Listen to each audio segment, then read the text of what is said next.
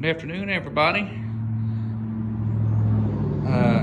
Up here at the shop, as you can see, this the 1500 isn't sitting outside like it has been for the past 3 weeks. We got it running, and I'm about half embarrassed to tell you what I actually figured out was going on with it. It was out of gas.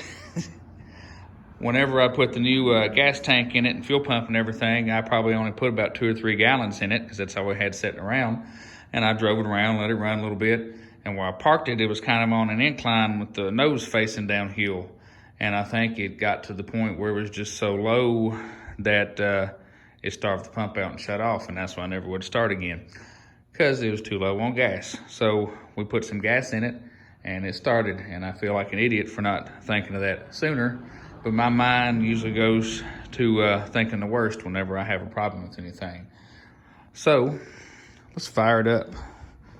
I can't remember how long it ran in the last video, if any.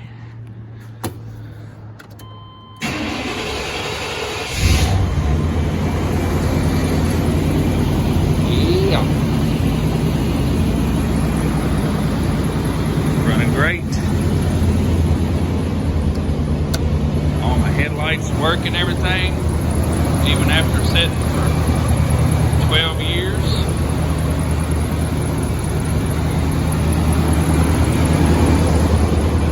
Pop the hood here.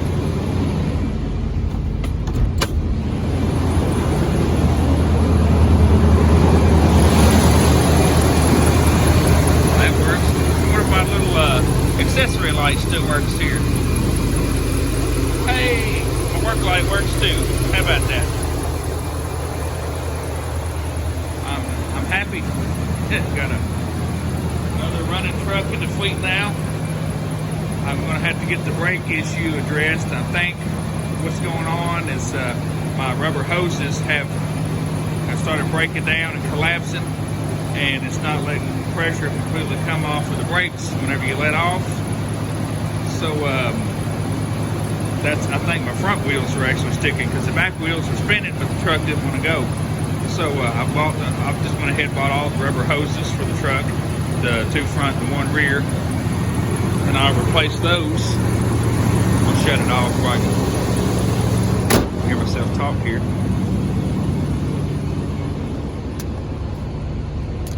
I don't smoke myself out of the shop, so all I need to do is get carbon monoxide poisoning making a YouTube video. But so now that I've got it indoors, it's going to be easier to work on. I'll get my brake lines on, bleed all the brakes, and go ahead and change the oil and filter in it.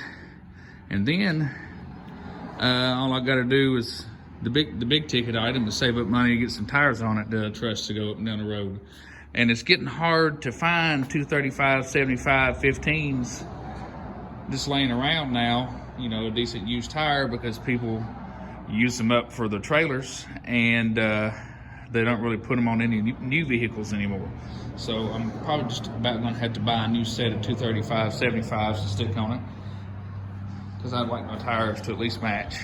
But so do that, and want to give it a good wash and clean it up, clean the interior out. I may actually pay somebody to detail the interior because it's in good shape. It's just dirty. And I might get some of that sweet patina sauce, patina preservative to kind of rub over the whole truck to kind of protect what it has left.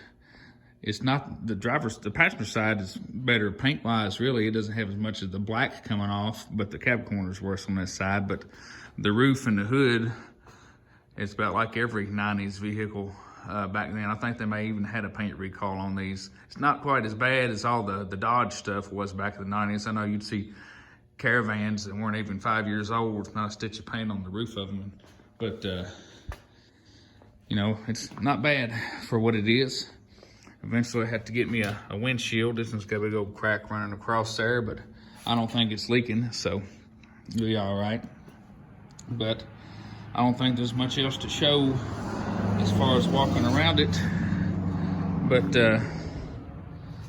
I did put my caps and rings back on it, make it look a little bit better. But just wanted to show you that I got it running and that I was an idiot and should have checked the gas the first time. But thanks for following me along on my automotive journey here. It's Friday, been a long week of work. My brain's kind of fried. Sorry for trailing off there, but we'll talk to y'all later. Have a good one.